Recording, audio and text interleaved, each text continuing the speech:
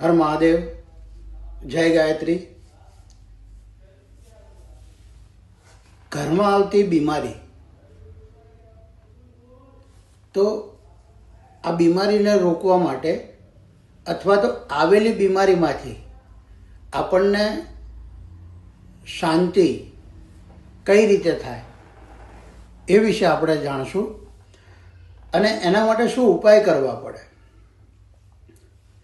તો આવેલી બીમારીમાંથી મુક્ત થવા માટે અથવા આવેલી બીમારી જે છે એની અંદર આપણને અસહ્ય વેદના ન થાય તેના માટે જો ઘરની અંદર પૂજા અધ્યયન કરી અને કયો પ્રયોગ કરવો, શું કરવું, તો એના માટે આપણે આગળ જાણીશું કે સર્વપ્રથમ ઘરના જે વ્યક્તિ બીમાર હોય એના માટે, એના શરીરને સારું લાગે એના માટે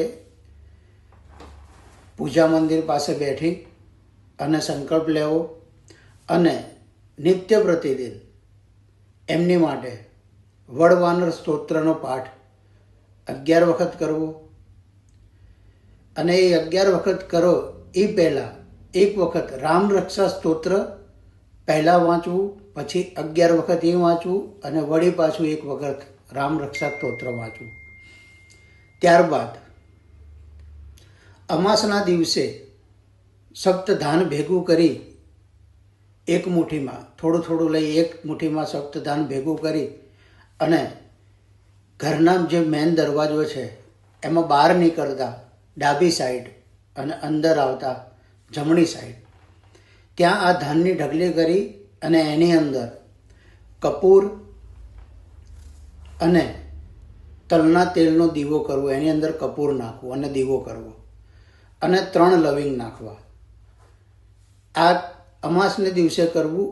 અમાસથી માંડી અને બીજી અમાસ આવે ત્યાં સુધી, ત્રીજી અમાસ આવે ત્યાં સુધી આ રીતે 3 અમાવસ્યા પરિપૂર્ણ કરવી અને ત્યારબાદ શિવ મંદિરે, શિવાલયે કાચા સીધાનું દાન આપવું।